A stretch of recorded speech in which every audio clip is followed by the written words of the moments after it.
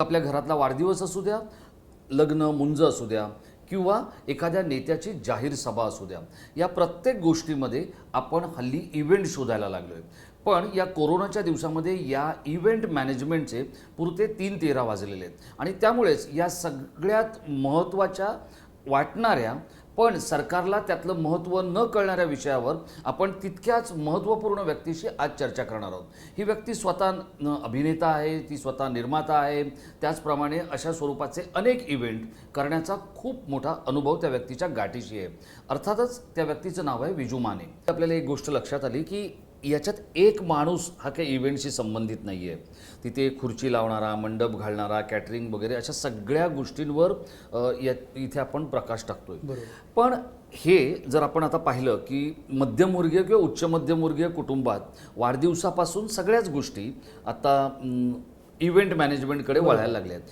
ही जी सुरुवात आहे, म्हणजे आपल्याकडे जी सुरुवात झाली, या सुरुवातीबद्दल काय सांगाल तुम्ही? म्हणजे कधीपासून लोकांना आपण हा इव्हेंट करावा असं वाटावं लागलं, म्हणजे प्रत्येक गोष्टीचा इव्हेंट करावा असं का वाटावं लागलं?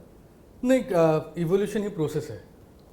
तर प्रत्येक, जसं तुम्हाला काही वर्षांपूर्वी आठवत असेल तर वाढदिवस हा तसा पाश्चात्य संकल्पना आहे. बरोबर. आपल्याकडे वाढदिवसा दिवशी जास्तीत जास्त काय केलं जायचं तर आई आरती घेऊन ओवाळायची आणि शुभेच्छा आपण घरातल्या मंडळी द्यायचो.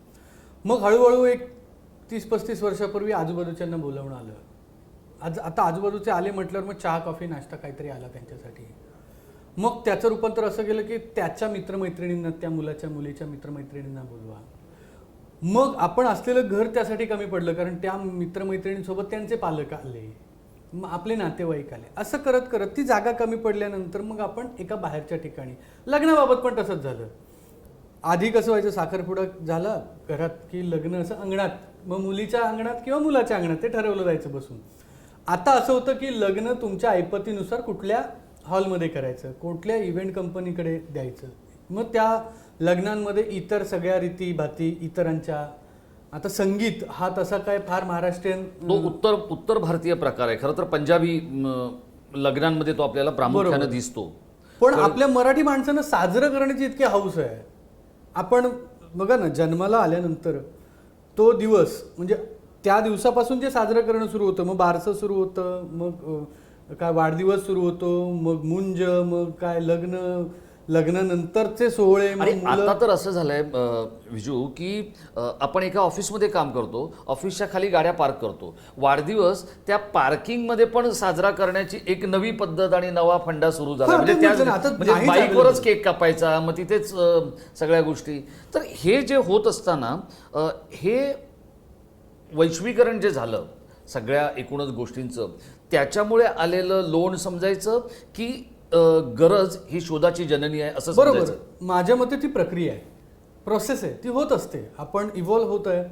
काही गोष्टी शारीरिकदृष्ट्या होतात, तसंच सामाजिकदृष्ट्या काही इव्होल्युशन होत असतं. आता काही मराठी कुटुंबांमध्ये सांगितलं जातं की डोहाळ जेवण असू द्या किंवा गणपतीचा पहिला दिवस असू द्या, नवीन कपडे घालून किंवा दागिने घालून आम्हाला स्वयंपाक करायचा नाहीये, जे हवं असेल ते बाहेरून मागवा, आम्ही त्याच्यामध्ये आनंद मानू.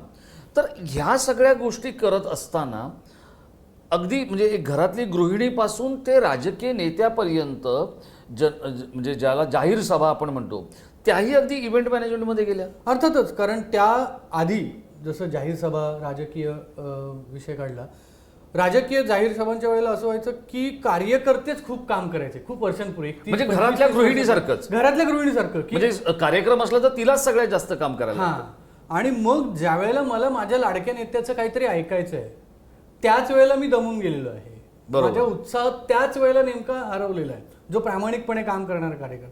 मग त्यापेक्षा जर आपण एक अशी व्यावसायिक पिढी आली हळूहळू की त्यांच्या कामाचा जो सोपस्कार आहे ते सगळी ती कंपनी पार पाडते आणि त्यांना, आपल्या राजकीय नेत्याला, आपल्या जे काही व्याख्याते आहेत त्यांना सगळ्यांना शांतपणे बसून ऐकता येणं जे महत्त्वाचं आहे सगळ्यात, तर ते होत गेलं. आणि प्रत्येक गोष्ट मग इव्हेंटीकरण आपण ज्याला म्हणूया, एक शब्द जर कॉइन करायचा झाला तर, आपण आत्ता आपल्या आजूबाजूला बघतो, जसं या व्हिडिओत आपण सांगितलं की सगळे लागतात, इलेक्ट्रिशियन, प्लंबर, मेकॅनिक पासून ते इंजिनियर पासून सगळे. म्हणजे वरच्या खात्यापासून ते खालच्या खात्यापर्यंत,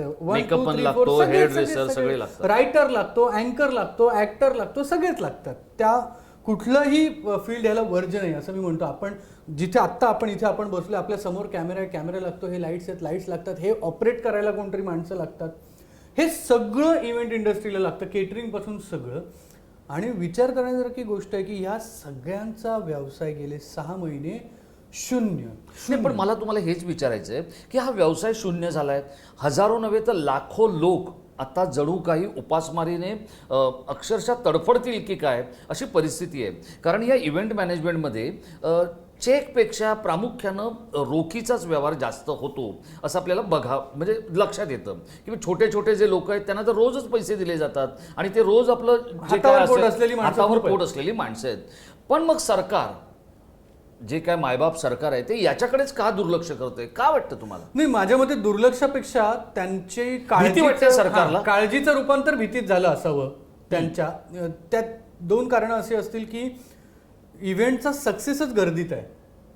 गर्दी नाही तर तो इव्हेंट सक्सेसफुल नाही. म्हणजे बरोबर मग ते भले आपल्या घरचा वाढदिवस असो किंवा राजकीय नेत्याची एखादी रॅली असो, त्याला जोपर्यंत गर्दी होत नाही तोपर्यंत त्याचं सक्सेस मोजलं जात नाही. तेच पॅरामीटर आहे सक्सेस मोजण्याचं. प्रॉब्लेम तिथे झाला आहे की ती गर्दी एकत्र येणार, लोक एकत्र येणार अशी भीती कदाचित वाटत असल्यामुळे त्याचं. पण जे इव्हेंट करणारी माणसं आहेत ती सुद्धा एक गर्दी आहे ना, त्याच्यावर अवलंबून असलेली सुद्धा एक गर्दी आहे. आणि ज्या गर्दीची म्हणजे कोरोनाने काय नुकसान शारीरिक व्हायचं ते आरोग्याचं होईलच, पण आता जे उपासमारीनं नुकसान होतं त्याच्याकडे पण लक्ष देणं गरजेचं आहे ना. ते काही एक 50-100 माणसांचा फक्त समूह नाही, एका कंपनीत 50-100 माणसं कामाला असतात आणि अशा हजारो कंपन्या आहेत. तर त्याकडे त्या गर्दीकडे या गर्दीकडे पण लक्ष दिलं पाहिजे की यांची उपास मारून मरतील, हे उपास मारून खरंच मरतील अशी अवस्था आहे. आणि प्रत्येकजण जसं त्या व्हिडिओत म्हटलं तसं प्रत्येकजण वेगवेगळा व्यवसाय नाही करू शकत ना. एखाद्याला ते स्किल नसतं दिलेलं. मी इतकी वर्ष समजा मी साऊंड ऑपरेटर म्हणून काम करतो इव्हेंटला, तर मला अचानक तुम्ही सांगाल की मी 15 वर्ष साऊंड ऑपरेटर काम करतोय, उद्या अचानक सांगाल की नाही एक काम कर, उद्या तू किराणा मालाच्या दुकानात जाऊन काहीतरी विक, तर होणार नाही, येणार नाही ते. कारण पूर्ण वेळ त्याच्यात ते काम केलेलं असतं. इव्हेंटचे लेखक पण वेगळे असतात जे इव्हेंट लिहितात, स्किट लिहितात, अवॉर्ड्स. आता आजकाल प्रत्येक आपण समोर ठेवलेला कप असू देत, छोटीशी गाडी असू देत, मोठी गाडी असू देत, स्कीम, एखाद्या इन्शुरन्सची स्कीम, ह्या सगळ्यांचं लॉन्चिंग एका इव्हेंटने होतं. तो इव्हेंट अवॉर्ड फंक्शन आमच्या फिल्म इंडस्ट्रीमध्ये अवॉर्ड फंक्शन ती कशासाठी असतात की प्रत्येकाला एक हुरूप मिळतो नवीन काम करण्याचा, ह्यातलं सर्वोत्तम कोण, अशा ह्या सगळ्या गोष्टी अचानक बंद झाल्यात. आणि बंद होणं स्वाभाविकच, सगळ्यांचंच बंद झालं होतं. पण बघा इथे मला सांगा की राज्याच्या मुख्यमंत्रीपदी एक कलाकार बसलाय, तो उत्तम फोटोग्राफर आहे, तो जे स्कूल ऑफ आर्टचा विद्यार्थी आहे. त्याला एखादी गोष्ट प्रेझेंटेशन म्हणजे प्रदर्शन, फोटोचं प्रदर्शन हे उद्धव ठाकरे ज्या अत्यंत नीट पद्धतीने करतात, मला वाटतं खूप कमी लोक तसं करत असतील, कळलं की नाही. मग त्यांची स्वतःची एरियल फोटोग्राफी असो किंवा काही, पण त्यांनाही हा निर्णय घेताना थोडं धस होतंय असं ते खाजगीत सांगतात. हे धस होण्यामागचं जे काही त्यांचं कारण आहे ते आपण दूर करू शकतो असं तुम्हाला एक 100% दूर करू शकतो. आता तुम्ही मुख्यमंत्र्यांचा विषय काढलाय, त्यांच्याबरोबर काही इव्हेंट्सना त्यांचं तुम्ही केलंय त्यांच्याबरोबर, मी खूप काम केलंय केलेलं आहेत. त्यांचं बारकाईने पाहणं प्रदर्शनात, हे प्रदर्शन मला सांगा चित्रकार हे पण म्हणजे तो पण एक वाटा आहे की चित्रकार शिल्पकार हे कुठे दाखवणार. मला जर माझी चित्र फोटोग्राफी, आता मुख्यमंत्र्यांचा आवडता विषय तुम्ही काढलात, फोटोग्राफी कुठे दाखवणार मी फोटोज की लोकांना हे बघा हा फोटो आहे, हे प्रदर्शन आहे माझं, हे तर सगळं बंद. त्याचं कारण पुन्हा मी म्हटलं तसं ते टाळता येण्याजोगं आहे. ती भीती ती कशी टाळता येण्याजोगी आहे. आज आपण जेवढे सगळे व्यवहार सुरू केलेत ना त्यांची एकदा आपण हे करा. सगळ्यात आधी आपण बाजार सुरू केलं, किराणा माल बाजार. बरोबर. बाजारात तुम्ही काय केलं की एक प्रत्येक दुकानात गेलं तर सोमवारी या बाजूची दुकानं, मंगळवारी त्या बाजूची दुकानं, असं टप्प्यात सुरू केलं. बरोबर. आता ते पूर्णपणे नॉर्मल सुरू झालेलं आहे. माझं तेच म्हणणं आहे, हे जे टप्पे आहेत ना. पण तुम्हाला सांगतो तिथेही त्यांनी सोशल डिस्टन्सिंग म्हणजे सामाजिक अंतराची जी काय हे आहे, शारीरिक अंतर, मुख्यमंत्र्यांनी त्याला शारीरिक अंतर हा शब्द वापरायला सुरुवात केला. ते म्हणाले की सामाजिक अंतर वगैरे असं काही म्हणू नका की ते थोडंसं ऑकवर्ड वाटतंय. पण मला तुम्हाला विचारायचं आहे की आता दुकानांमध्ये येताना पण 4 गिरायकं आली, मग तुम्ही बाकीचे बाहेर थांबा असं होतं. पण इव्हेंटच्या बाबतीत कसं होणार विजू? आता आपण जसे बसलो तसंच होणार. आता आपण बसलोय, आपल्यामध्ये एक विशिष्ट ठराविक शारीरिक अंतर म्हणजे आहे. मला सांगा, आणि शिवाजी समोर जर एखादी मंदिर व्यक्ती- शिवाजी मंदिर षण्मुखानंद किंवा गडकरी हो. यांची जी क्षमता आहे, आसन क्षमता, ती जर आता समजा आपण गडकरीचा विचार केला तर 1100 आहे. बरोबर जर षण्मुखानंदचा विचार केला तर 3500 आहे आणि शिवाजी मंदिरला गेला तर तिथे 1000 आहे. बरोबर आहे. मग तुमचं म्हणणं असं आहे की फक्त 25% किंवा 30% किंवा 40% शो करायचे का? ते परवडणार नाहीत ना बिजू माने? नाही, माझं असं म्हणणं आहे, एकतर पहिली गोष्ट आपण जर त्या विभागाकडे गेलो, नाटक किंवा सिनेमा, नाही, कारण तुम्ही नाटकाशी संबंधित आहात, तुमचं स्वतःचं थिएटर आहे आणि तुम्ही काम करताय सगळ्या या बरोबर. विश्वात, म्हणून म्हणतो. माझं असं म्हणणं आहे की 50% उपस्थिती असणं हे कुठल्याही निर्मात्याला किंवा नाटकाच्या किंवा सिनेमाच्या आनंद होण्याचीच गोष्ट असते आजकाल. शनिवार रविवार वगळता इतर दिवशी 50% उपस्थिती ही फारच मोठी आनंदाची गोष्ट असते. तितकी गर्दी होत नाही. तुम्ही जर नाटकाबद्दल पण पाहाल तर आपण म्हणतो की मराठी नाटक हे विकेंड थिएटरकडे झुकत चालले. आता फक्त शनिवार रविवारचेच प्रयोग चांगले चालतात आणि ही सत्य परिस्थिती आहे. बरोबर आहे. मी स्वतः थिएटर चालवतो, त्यामुळे मला माहिती आहे कुठलाही कितीही मोठा सिनेमा असू दे, तो शुक्रवार रात्र, शनिवार रविवार हे शो फुल असतात. अदरवाईज 50% उपस्थिती खूप झाली, 30% पण उपस्थिती नसते खरं सांगायचं तर. माझं असं म्हणणं, ज्या टप्प्याटप्प्याने तुम्ही इतर व्यवसाय सुरू केलेत ना, प्रायव्हेट आस्थापनांना तुम्ही सांगितलं 33% आधी कर्मचारी, आधी 10%ने सुरू केलं, मग ते आता 33%, 50%, सरकारी कार्यालयांमध्ये आता 100% उपस्थिती झालेली आहे. तर हे टप्पे आम्हालाही लागू होतीलच ना. आम्हाला पण असं होणार नाही की की अगदी सगळं पटकन सुरू केलं किंवा पण ते लोकांची मानसिकता पण ते नाही ना. स्वीकारायला तुमची मंडळी तयार आहे. तयार आहेत ना, तयार आहे. आमचं म्हणणं ते सगळ्या प्रकारच्या SOPs ज्या असतील, स्टँडर्ड ऑपरेटिंग प्रोसिजर्स ज्या आहेत, त्या आम्ही सगळ्या तशाच पाळू जशा आपण इतर आस्थापनांना लागू केल्यात, सरकारी किंवा की आता आपण जसं इथे आत आलो त्या आधी आपले टेम्परेचर चेक झालं, मग आपण सॅनिटायझर हातावर घेतला, मग पुन्हा एकदा चेक झालं, मग आपण इथे आत आल्यानंतर पुन्हा एकदा चेक झालं, मग परत आपण सॅनिटायझर वापरलं. हे सगळं करणं शक्य आहे ना. इव्हेंटच्या एंट्री आहेत ना, इव्हेंटला असंच कोणीतरी आला आणि बसला असं होत नाही.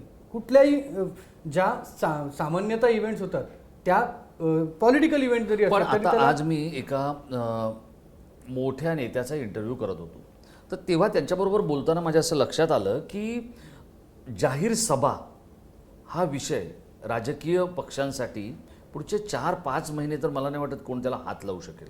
कारण एक जाहीर सभा करताना किती खर्च येतो हे मी तुम्हाला काही सांगायची गरज नाही. फक्त आपल्या सामान्य प्रेक्षकांना कदाचित ते माहीत नसेल, पण एक जाहीर सभा काही कोटींच्या घरात जाते. निश्चित. यातला जो सगळ्यात जास्त खर्च आहे हा कशावर होत असेल असं तुम्हाला वाटतं? यातला सगळ्यात जास्त खर्च होतो तो मॅनपॉवर मॅनेजमेंटवर होतो.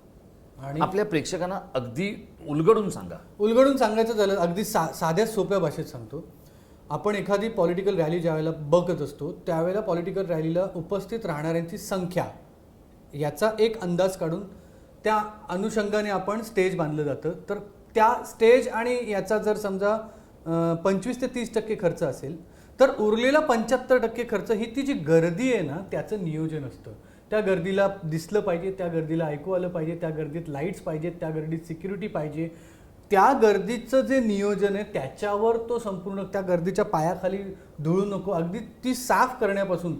म्हणजे अनेकदा तर असं होतं की मैदानाच्या आता होईल असं धुळीचे लोळ उठतात. धुळीचे ते लोळ आधी 2 दिवस पाणी मारून मारून ती धूळ आपल्याला थोपवावी लागते. मग त्याच्या कारण ही अशी समस्या मला आठवतंय तुमच्या अंबरनाथच्या शिव फेस्टिवलला झाली हो, होती. हो. कारण तिथली माती जी होती ती बरीचशी म्हणजे थोडीशी ज्याला आपण नाही, तिथे जंगलच होतं. म्हणजे रानटी झाडं वाढलेली होती. म्हणजे त्या रानटी झाडांना कट करून त्यांना मुळापासून उपटून ती जागा सखल करण्यापासून ते काम सुरू होतं इव्हेंटचं. असं होत नाही. अनेक ठिकाणी हे सगळे प्रॉब्लेम होती. कारण जी माणसं बसायला येणार ना त्यांचं सगळ्यात जास्त कम्फर्ट पाहावा लागतो.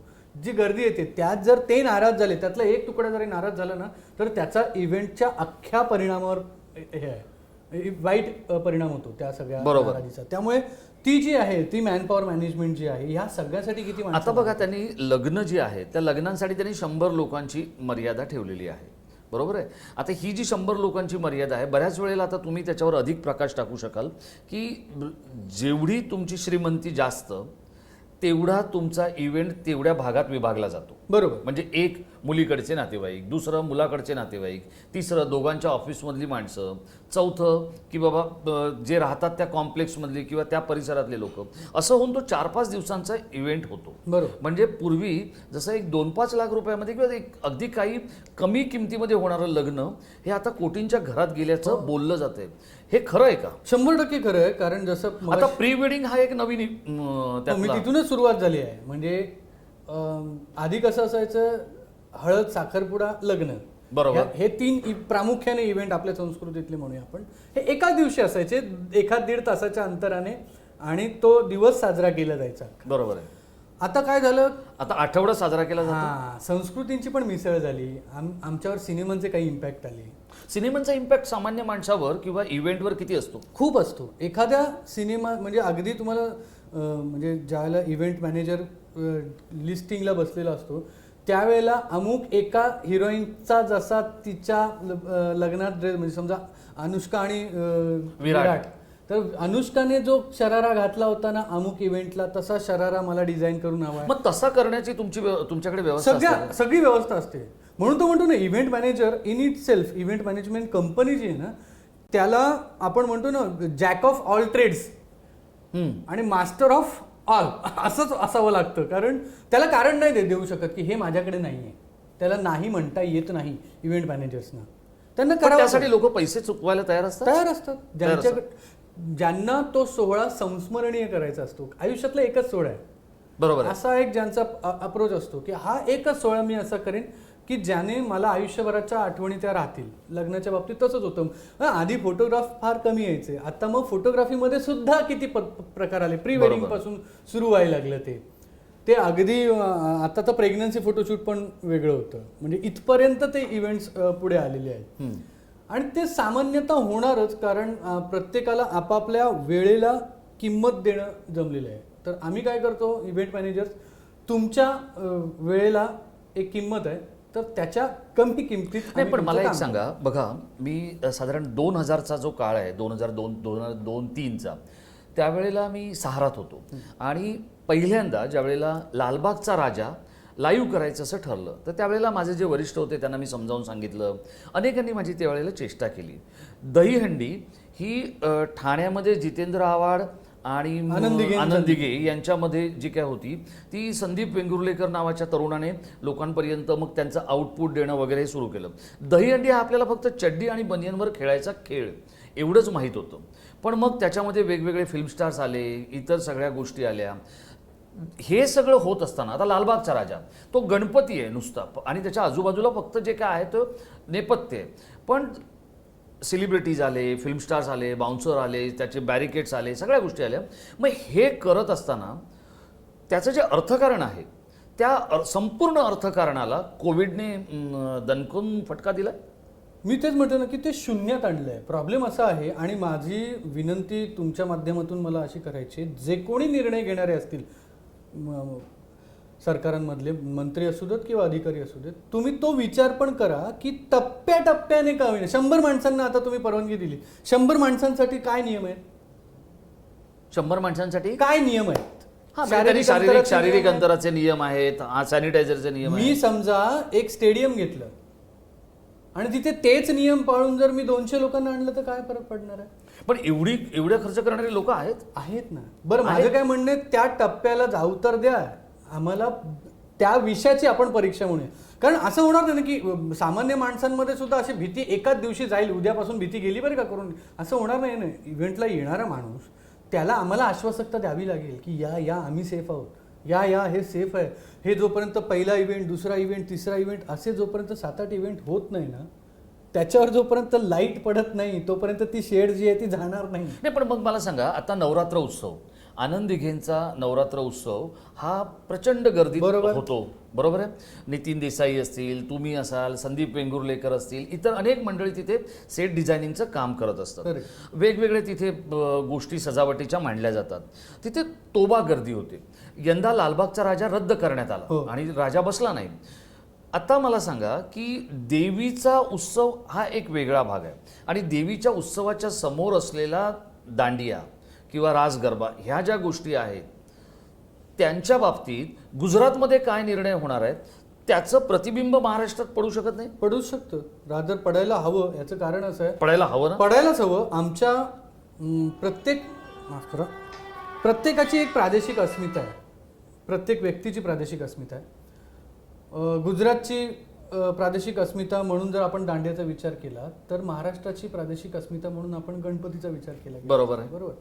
किंवा येणारे सण सगळे, दसरा, दिवाळी, ह्या सगळ्या आमच्या प्रादेशिक अस्मिता आहेत.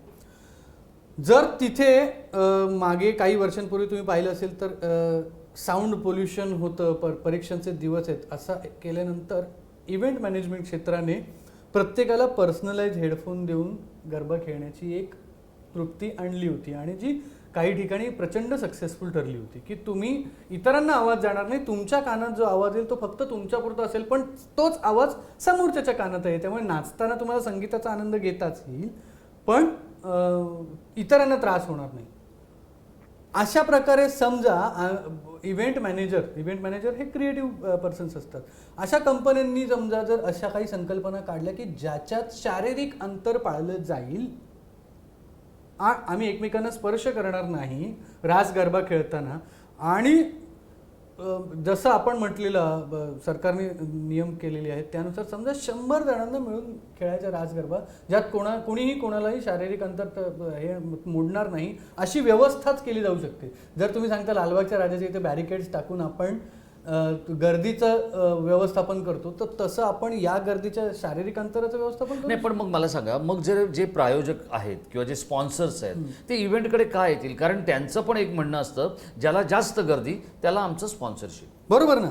माझं असं म्हणणं, सुरू तर होऊ द्या, छोटे स्पॉन्सरच येतील. बरोबर. कहीं से शुरुआत होनी चाहिए. मेरा मकसद ये नहीं कि हंगामा खड़ा हो, पण ती सुरुवात व्हायला पाहिजे. आधी छोटे स्पॉन्सर्स येतील, लोकल स्पॉन्सर्स येतील.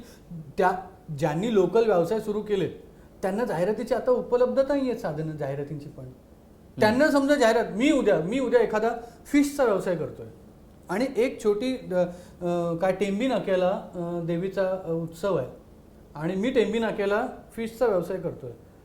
मी म्हणेन ना की मला माझं एक होर्डिंग लावा. माझी जी काही 100 माणसं येतील ती तिकडची येतील ना, लोकल. बरोबर. त्यांच्यापर्यंत मला पोहोचता येईल.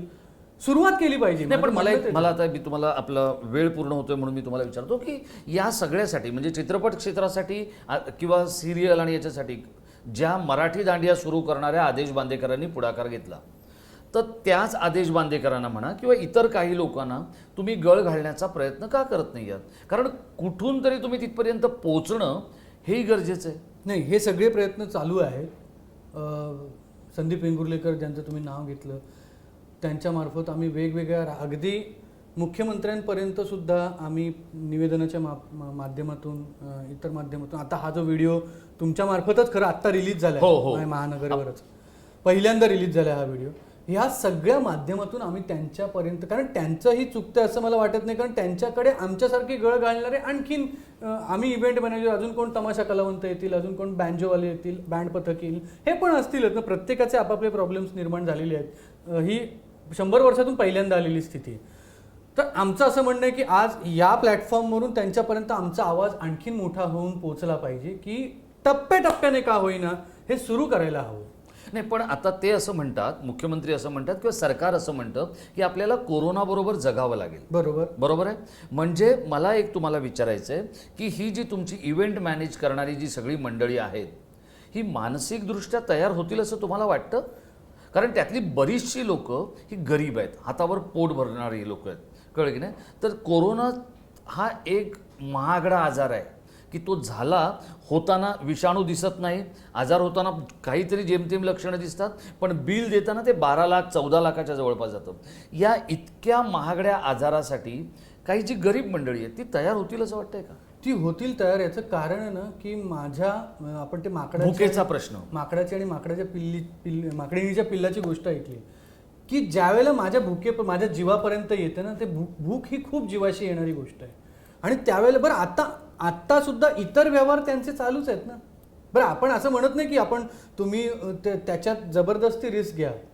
तुम्ही काळजी घेऊन ते काम करा, काळजी घेऊन इतर कामं चालूच आहेत. की आता भाजी, समजा पोर्टर आपण बघितला, भाजीच्या ज्या गाड्या येतात त्या तर कोणीतरी वाहत असेल ना, तो आम्हालाच असेल ना. जे काही बरोबर. किराणा आपल्याकडे येतो ती पण त्या ग्रेडचीच माणसं आहेत ना, जी ते काम करतायत. कष्टकरी येते. कष्टकरी करतात, त्यांना कष्ट करण्याशिवाय पर्याय नाही, त्याशिवाय जेवायला नाही मिळणार. ते इतर ठिकाणी कष्ट करून जर 2-5 रुपये कमवत असतील तर 10-12 रुपये कमवण्याचं त्यांचं जे नेहमीचं साधन आहे ते त्यांना मिळू द्या, ते अवेलेबल करून द्या. आणि ती दरवाजे बंद केले त्याच्यातून एकदा असं किलकिलं तरी दाखवा की हां हे होणार आहे. या इंडस्ट्रीत आज आपण त्या व्हिडिओमध्ये पण आपण सांगितलं, अनेकांनी आपल्या भविष्याची स्वप्न रंगवलेली आहेत. नवीन जी मुलं आत्ता पदवी घेऊन बाहेर पडलेत ना, की मी काय करणार, तर मी माझी इव्हेंट कंपनी करणार.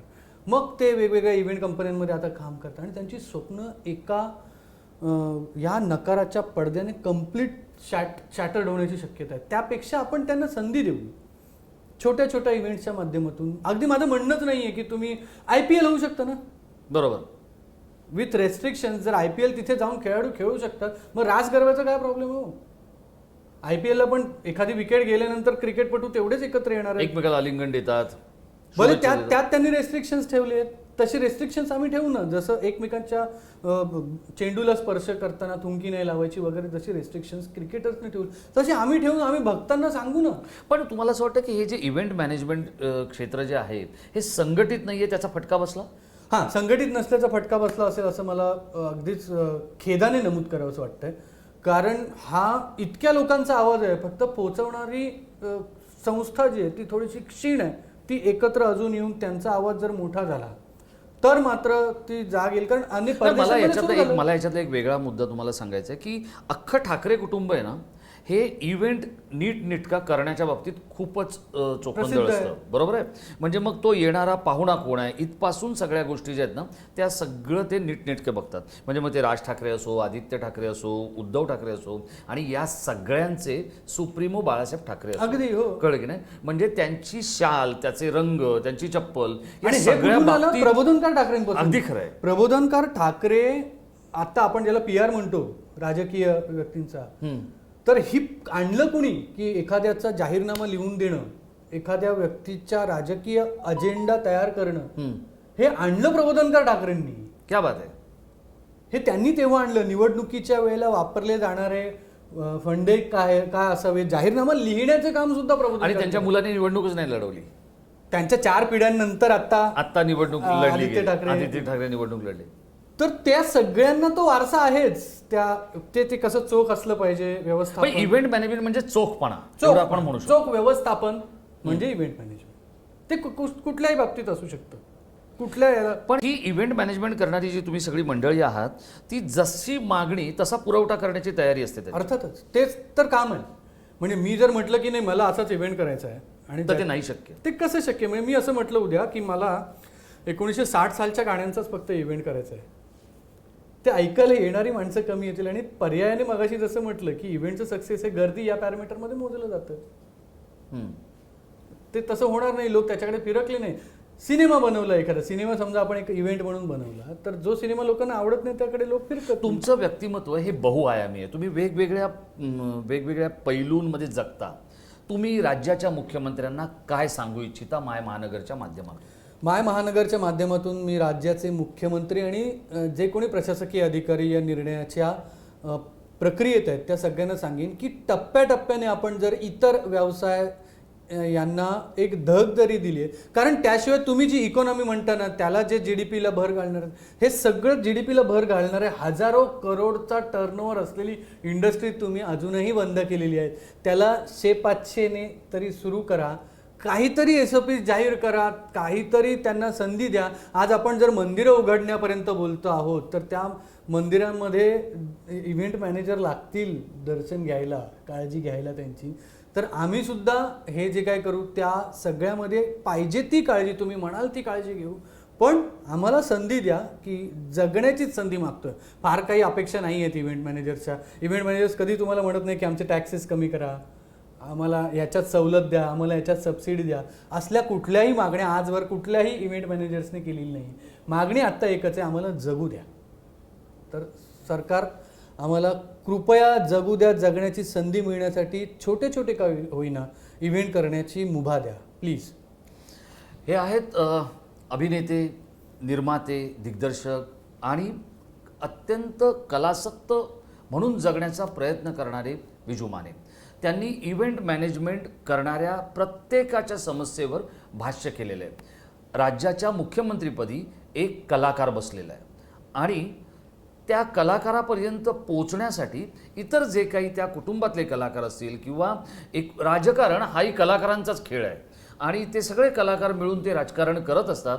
तर अशा सगळ्या कलाकारांनी मिळून ज्यांच्या पोटाचा प्रश्न हा आता भुकेचा प्रश्न बनत तो मरणाचा प्रश्न होतो की काय अशी परिस्थिती उद्भवायच्या आत यावर काहीतरी तोडगा काढायला हवा अशीच आशा आणि अपेक्षा या क्षेत्रात काम करणाऱ्या प्रत्येक व्यावसायिकाला वाटते.